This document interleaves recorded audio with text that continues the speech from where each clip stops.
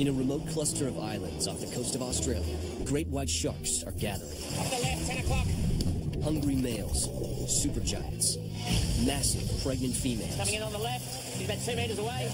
Got it, man. A team of researchers is uncovering new insights into great white behavior. Yeah, pull. Oh!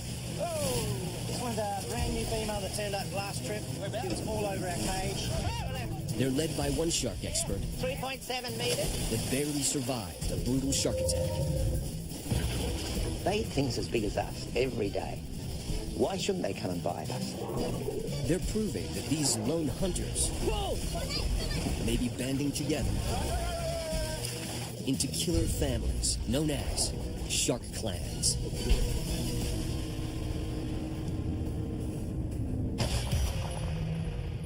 "17 miles off the coast of South Australia, the Neptune Islands. They are rocky and uninhabited. This is actually the best restaurant for great whites in the Southern Hemisphere. Hundreds of sharks gather here every year for a very good reason. In this little bay, which is protected, you'll get thousands of baby sea lions, all born in January and February each year. And right now, they're at their plump, fattest best. And great white sharks know all about this, and they come around for these next several months. And this is where we see the super giants, the big females, come in here to fatten up before they do these incredible journeys around Australia. Rodney Fox is on a research mission with his marine biologist son Andrew, a leading authority on the great white shark. They want to find out if sharks really are lone hunters, or if they travel in stable groups of shark alliances called clans. We come down here to the Neptune so often, particularly at this time of the year, you can expect sharks immediately. Yeah, he's straight out, clear down deep again. To understand shark relationships, the first step is to identify individuals. Pull it in a meter. Oh, got it. Perfect. There's another one behind us. They use bait to position the sharks for the pictures. Nice size. You got a good call. Look at him up there. 3.7 meters. Each photograph adds to the Fox's catalog of over 1,000 individual great white sharks. Coming here, bro. Coming in straight ahead. 12 o'clock.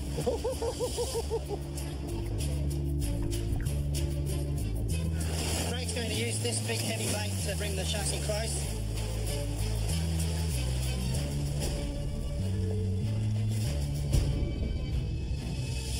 There are no hooks in the bait. The crew has to be quick. Okay, he's turned on it. He's on it. Too slow and they lose the bait. They don't want the sharks to get a free lunch. Yeah, he's coming. Pull. Yeah, pull it down. Do it right, and the sharks come in for their close-up. The pictures document when each shark arrives.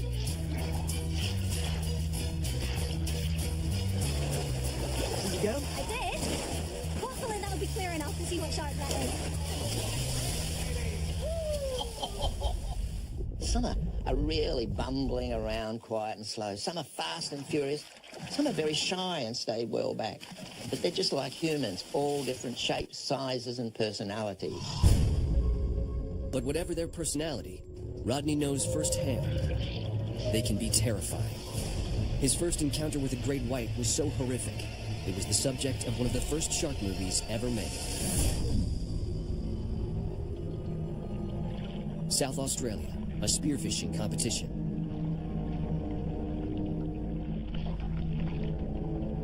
Rodney, a newly married insurance salesman from Adelaide, defends his state championship title.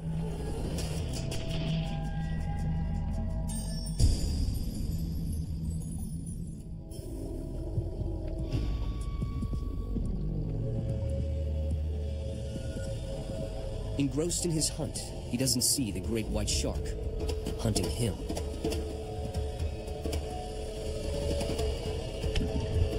The shark hits him like a truck. You wouldn't want to stand in front of a bulldozer when it's heading towards you, would you? And it's the same with a great white. They eat things as big as us every day. Why shouldn't they come and bite us? Rodney fights back and gouges the shark's eyes. The shark lets him go and grabs the speared fish. The other end of the line is attached to Rodney's belt. The shark pulls him down deep. When the line breaks, Rodney rises to the surface, critically wounded. Before I was attacked, I really knew nothing about sharks. And it was sort of out there. Sharks, devil, death, fear, hell. The wounds were terrible. The shark punctured his left lung and diaphragm, stripped skin and muscle from his left side, and exposed several major organs. It was when they showed me those pictures of my bite in the hospital, I realised that this is an unbelievable experience that I'd survived. The attack is considered one of the most severe non-fatal shark attacks ever recorded. After a brush with death like that, some people might look for revenge. But not Rodney. Instead, he seeks a way to see these magnificent predators safely. He invents a shark cage and begins a life of discovering more about the great white shark.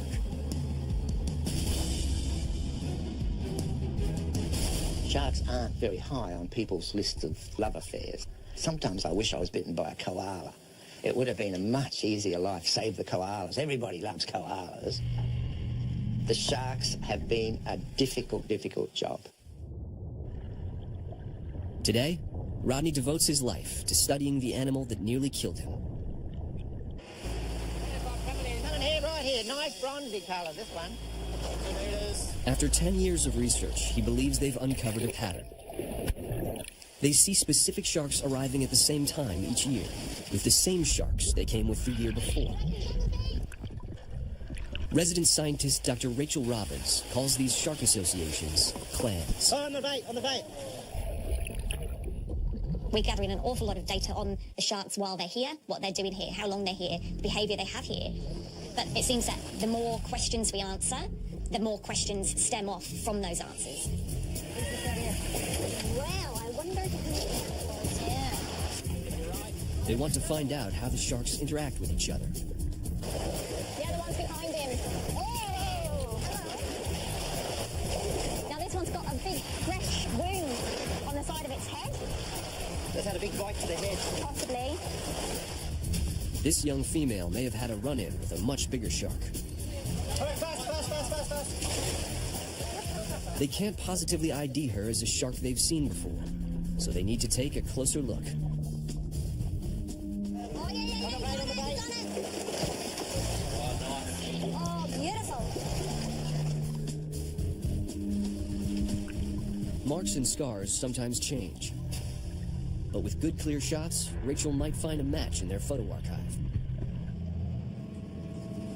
So this is the grab I've just captured of this female's caudal fin. Often they'll have some white markings, but she doesn't have anything like that. But she has cut the bottom of her fin off, and that looks like an old injury. And I know we do have some in our database which have amputations such as this. So I'll just look at those sharks that I've tagged as having amputations. That's not the same shark. That looks like it could be promising. So you've got the two white bits there. I reckon this is a match. This is a match. So this is Cuttail. She was here in May 2012. So it's been exactly 12 months since she was here, and now we've got her back, which is brilliant.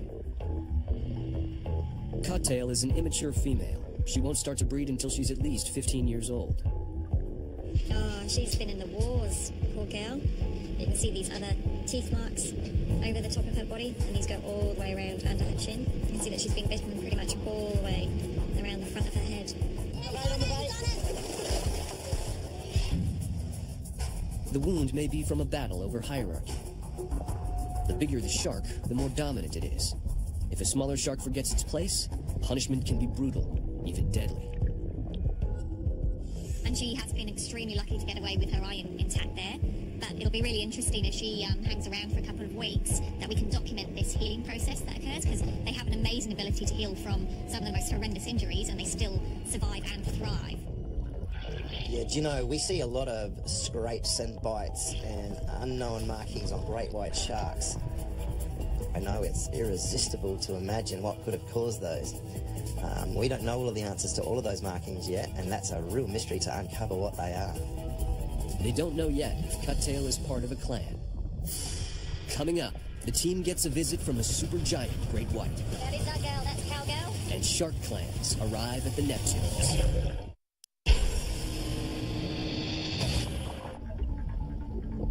Off the coast of Australia, a team of researchers tracks great white sharks to find out if particular sharks hang out together in clans. When we're talking about clans, we're talking about an association of individual white sharks who we know have been seen together before. So they have to have been here for at least 2 years to be able to fit into that data set. And we look for animals that are around on the same days over multiple years. If they can get more data, it would challenge the popular conception of the great white shark as a lone predator. On this trip, they hope one particular shark shows up. They call her Mrs. Moo. Hey Andrew, has there been any sign of Mrs. Moo? Nothing, no. She's an 18-foot supergiant female that they first saw in 2009. They recognize her by a white spot behind her eye and a distinct white patch on her tail. For several years running, she arrives at the Neptunes around the same date, and she's not alone. She shows up with 3 other giant females: Jumbo, Rhea, and Payette. Same place, same time, same sharks. The foxes call them the Supergiant Clan. We don't know whether these animals travel together when they leave the Neptunes, but we do know that while they're here, they seem to have an association with each other, possibly even a memory that they were here together last year and they recognize that individual. It's unknown how the sharks might recognize each other, but the Fox team uses visual markers, like the tail. Each one is different. This is Chef, named because someone thought his tail marking looked like a chef in a hat with a tray. This looks like a question mark, so they named the shark Enigma. There's winter sharks, there's summer sharks, there's groups of sharks, there's big females, there's little ones, there's Elvis the jumper, there's all sorts of ones, and you feel like they're a family of sharks. To sort out Rodney's family of sharks, they pay attention to who arrives when throughout the year. Coming back under the boat here in front of us. How many sharks? No, it just turned really quick. They try to tag as many as they can. They look for any coloration or scars that can positively identify each of the sharks. That is our girl, that's Cowgirl. Cowgirl, a 16-foot female with a mark on her dorsal fin that looks like the head and horns of a steer. Bentley, a 14-foot male. Good spotting. Fast! Whoa, he's really fast, that one. He's coming in now. Oh, we think it's blotchy. Yeah, we've called her blotchy because she's got lots of speckles. She's got a black scar on her cheek here. And she's also got some more fresher scuffs, but you can see the white on this side. At 15 feet long, Blotchy weighs well over a ton. So I've met Blotchy before. She was a shark that was here last year, is that right? Yeah, she's that big female, close to maturity. And I reckon she's prime for breeding soon. She'd be up there towards 5 metres. There we go. Her scars could be a sign that she's already mated. Males use their teeth to hold on. But she's definitely swift. Very swift. The breeding females are the sharks they're most interested in. There are many unknowns about great white breeding habits and how clan relationships could be a factor. This shark is fast, aggressive. She's serious, possibly quite hungry. There's no doubt that this isn't one shark I would ever attempt to swim with. There are over 500 named individuals in the Fox team's database. They have hundreds of thousands of images that catalog which particular great whites come to the Neptune Islands and when. It's the largest photo archive of individual great white sharks in the world. The keystone data we're gathering is the photo ID database. So every shark that comes through the area here, we try and photograph. This we've been doing since the year 2000. This is building up a really great picture of each individual shark, not just in terms of the years that they're here, but to the days that each of those sharks is here.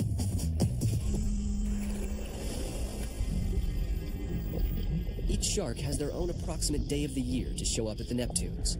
other individuals in their clan share the same arrival time. Okay, he's turning back on the bait. Pull him in slowly. Proving that these clans stay together when they leave would rewrite the books on great white behavior. And we are finding these clan relationships between different sexes and sometimes even different size sharks. What is significant is at the same time each year we're finding a real correlations between individuals that tend to want to do the same thing at the same time at the same place. Does this clan association extend to breeding habits? Mrs. Moo shows up with her clan looking pregnant in 2010.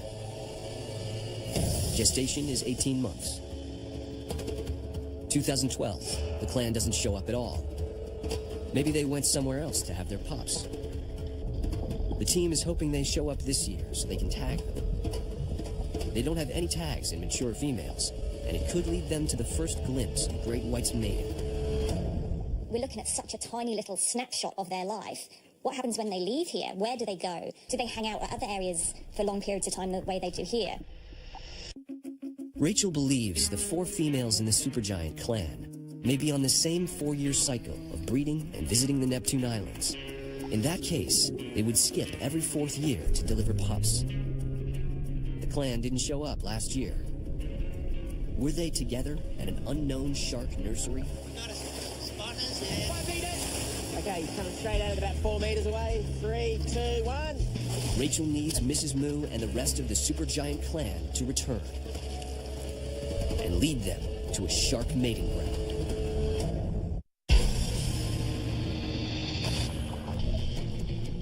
In the waters off the coast of Australia, the Fox research team looks for a clan of supergiant great whites that seem to show up at the Neptune Islands at the same time each year. There's a lot of sharks here. They need a lot of eyes. Some of our guests are going to get in and have their first view of great white sharks as they swim past. Rodney creates the perfect union of science and ecotourism. Divers come from all over the world to have close encounters with great whites. They help identify sharks, take pictures of new sharks for the database, and sort out possible clan alliances. I can't wait to see her face when she comes out of the water. What's cage rage? Cage rage is where somebody can only see the shark and they come racing, fumbling through, pushing everybody out of the road. So just keep in your body. The contributions of thousands of tourist divers help the researchers ID other clans. In addition to Mrs. Moo's supergiant clan, there's another they call the Cowgirl clan. Buffy, Anika, and Cowgirl. He's on it. That clan might be with the sharks that circle the boat now. Hey, it's going to be on. All right. This is going to be good. He's only 3 times the size of you, and don't worry, they like the pretty ones. Watch where the bait is, that's where the sharks will go to. Yeah. And as long as you've got your feet hooked under the bar at the bottom of the cage, you'll be nice and stable. Here he is now. Oh, look at that one. Wow. Mulder, a big one. So you're going to see sharks. I just can't get over the excitement people get from having an eye-to-eye view and seeing the shark. We've had people in our cages quite often say, oh, they're really beautiful, I'd like to go out and hug one. You know, which is, we don't actually encourage that at all.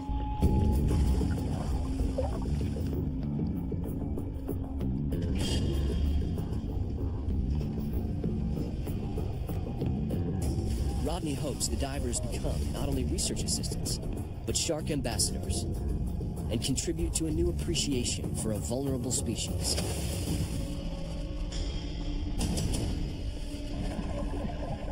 Hey, how was that? Amazing! Oh, those 2 smaller ones and 1 bigger one down there. And it's just amazing. You're just looking the whole time and all of a sudden they come out of nowhere and it's just awesome. Shark comes in, goes for the bait, turns sideways, and I'm like, yeah.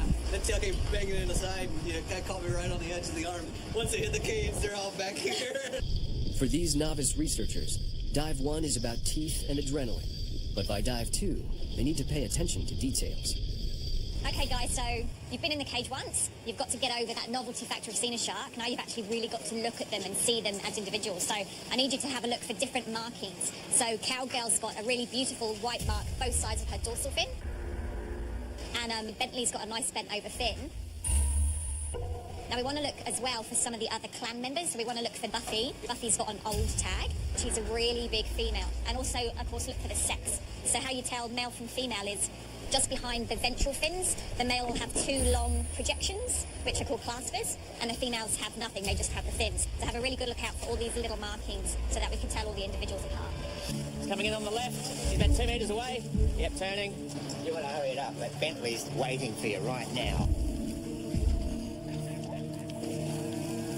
The team is hoping to gather information that may lead them to learn where the largest sharks disappear to when they leave the Neptunes. The big supergiant females, they're mature. We only see them around the seal colonies here at the Neptune Islands for a week or 2 at a time. But we're starting to get an idea that they live out in the pelagic zone, in the darkness and out in the abyss. We only catch a glimpse of them here at the seal colonies. With great white sharks, over 5 metres, are sometimes only barely mature, and they need to be 15 or 20 years old at least to get to that age. Recent evidence has found that some of these great white sharks are living for many decades, possibly even as long as we do. Yeah, pull. Oh! This one's a brand new female that turned up last trip. She was all over our cage. A lot of big sharks come in for the bait. Mrs. Moo and her clan could be here too, but they might hang back. The older and wiser sharks tend to be more cautious. Maybe part of the reason they managed to survive so long. It's also why it's so hard to get a tag into these big girls.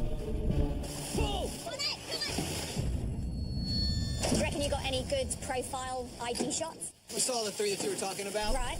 Buffy and Cowgirl and Bentley. Nice, big, long, graceful swing bys. I got excited to see that, and I'm like, I think that's that. So I'm trying to get a picture of it so I can go back on the top and find out if I was right or if I was wrong. And it's kind of like shark bingo, you know? That's right. Which one did I get? You know? Hey, Jen, did you see Mrs. Moo? No, we didn't see her on that day. Oh, well. Each clan is a group of individuals that are usually seen here together. But to find out if they stay together when they leave, they have to tag them. Yeah, well, we like to tag the sharks when they just cruise by the platform. Do it. It doesn't even affect them at all. They don't notice it. That's perfect. Yay! Yeah, we got that one, went right in. The Fox team uses 2 kinds of tags, satellite and acoustic. The acoustic tags are much smaller, much cheaper, and last a lot longer, up to 18 months. This tag here is going to receive on all of our receivers around the coastal islands we have here and right here at the Neptune. So we'll be able to tell when that shark's here and when it's not, and he'll email us and let us know. Acoustic tags work with a system of anchored listening buoys all along the Australian coast. The buoys detect any shark with a tag that comes within a quarter mile. Look at that dorsal fin. That's Bentley, and he's tagged as well. So when Bentley comes close to a buoy, the system lets the foxes know just where he is. Oh, that's Cowgirl. So hopefully we'll be able to get a tag in her. And that'll make all of the sharks that we've got currently here today will all be tagged. Cowgirl and her clanmates aren't big enough to breed yet. They typically arrive just before Mrs. Moo. Oh, right out there. And probably take off as soon as the bigger females get here. Cowgirl finally comes close enough and gets a satellite tag.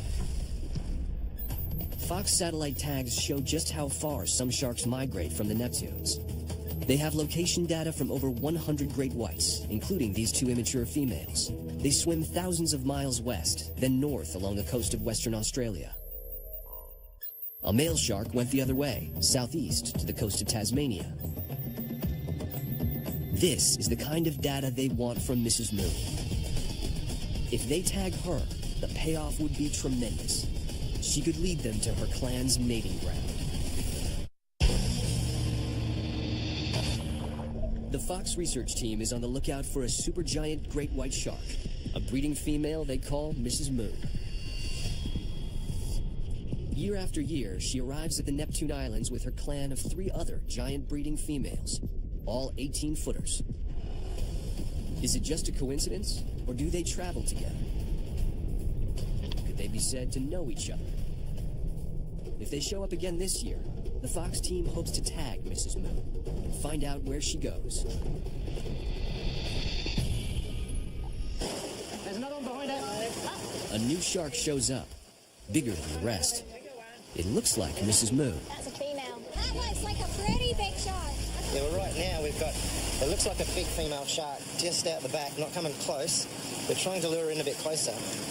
And if we can get a satellite tag into her, we've got a fair idea where she's going to go maybe to have her babies, and that's something that nobody knows where they go. If they could discover the place where great whites pop, it would help develop ways to protect the small sharks. Rachel scours the photos from the day of shooting and finds the confirmation she was looking for.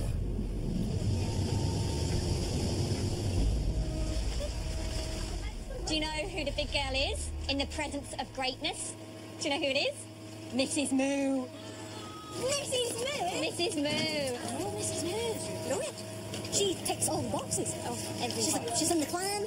She's a super giant. Yeah, she's a 3-year return visitor. She's my favorite. Yeah. Just let it sit for a sec. Mrs. Moo is here. The rest of her clanmates may be staying just out of sight. Watch out underneath you guys. Mrs. Moo and the Supergiant clan were one of the earliest the Fox team identified, followed by Cowgirl clan. But there are more, an all-male clan called the Summer Boys. They've identified dozens of clans, so far, generally made up of 2 to 5 sharks. Different clans show up at different times of the year. What happens when they leave is the mystery this team is trying to solve. We can look at site fidelity patterns. We can look at residency, annual return. We can look at which sharks seem to come here at the same time. Not necessarily that they come here together, but they are here together year in, year out, over multiple years. Watch out underneath you guys. The team takes pictures of as many sharks as they can to try to identify more clans.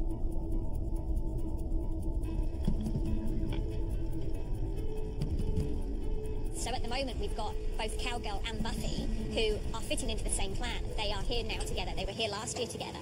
And so we're getting a really great tree of these sharks that will hang out together.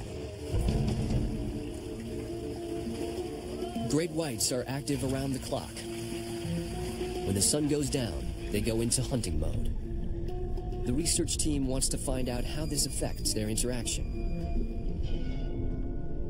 Bentley comes in. Then Cowgirl. Her clanmate Buffy is close behind. They don't see Anika. She may be just out of sight. It's unusual for them to come in at night so close and circle around at close range like that. And I think actually the full moon out tonight is what's fired the sharks up. They're active. They're hunting.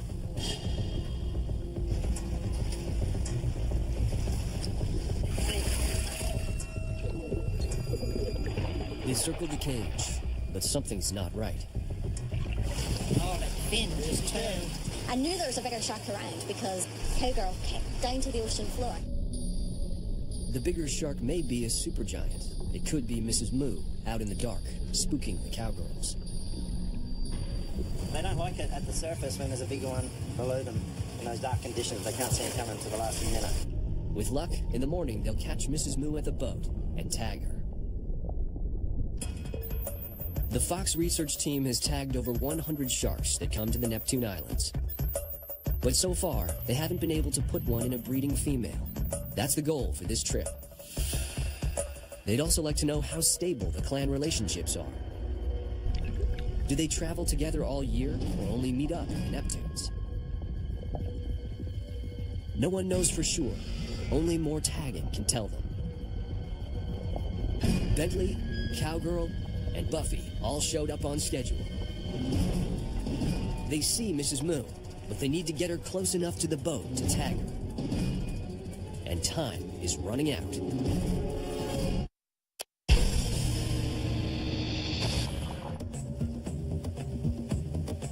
All stations, good morning. This is the Portland convened last week with the latest coastal waters forecast for South Australia. 17 miles off the coast of Australia, the Fox research team readies their final day of tag. On the left, 10 o'clock. The last chance to tag Mrs. Moo on this trip. They have to lure her close to the boat lot of sharks respond to the bait. Oh, There's it your tag. is. Is it Kiwi? Let me get the receiver. That's probably IMAX, yep. That is, yeah. Look at the caudal. Yeah, that's... Ooh. IMAX, Mulga, and Kiwi. Super clam. 18. We now have 2 sharks, Kiwi and Mulga. They're in the same clan. And Mulga and Kiwi have been together here at the same time for the last 4 years now. With the 15-foot female IMAX, the North Winter clan is complete.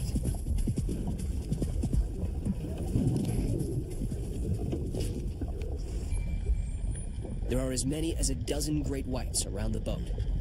If Mrs. Moo is among them, the challenge will be to isolate her with precision baiting, lure her close, and hit her with the tag. This shark is one of the most exciting we have because not only is she a super giant, which are really rare in themselves, but we also have a long-term, multiple-year history of this girl. So we had her from 2009, 2010, 2011. She looked pregnant in 2011, and then she was gone last year. So now that she's turned up again, to be able to track where she's going, what she leaves here, would be magnificent. Can anybody out there see her? A huge female passes the stern, but she already has an acoustic tag, not Mrs. Moo. Quite friendly. Who's that? Come on, straight up, straight up. Ooh!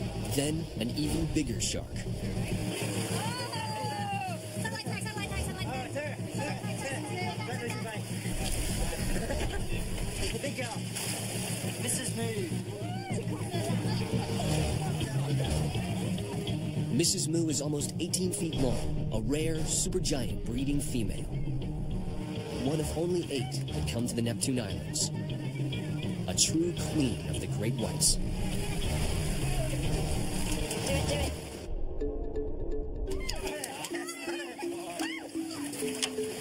That's it, right hand side centre's awesome. Did it. That's great. Well done, Dave. That's good. Good Lead it. work. Do it, do it, do it. Do it. Doesn't get any better than that. Do it. So in about 180 days, that tag will detach from her and pop to the surface, upload all its data, and we'll be able to follow exactly where she's been since today. That's great. It's amazing. The team returns to port and waits to hear from Mrs. Moo. 180 days, no signal from the tag. Then 280 days. Still nothing from Mrs. Moo.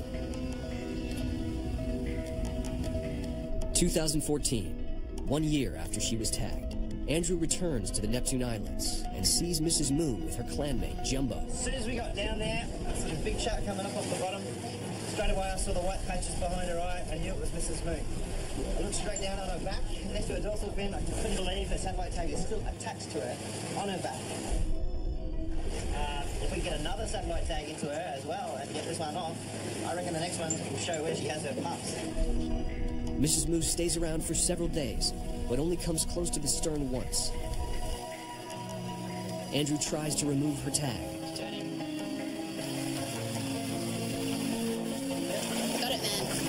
Touched it. But she's too quick. You could have done it then. She takes her tag and all the precious data with her.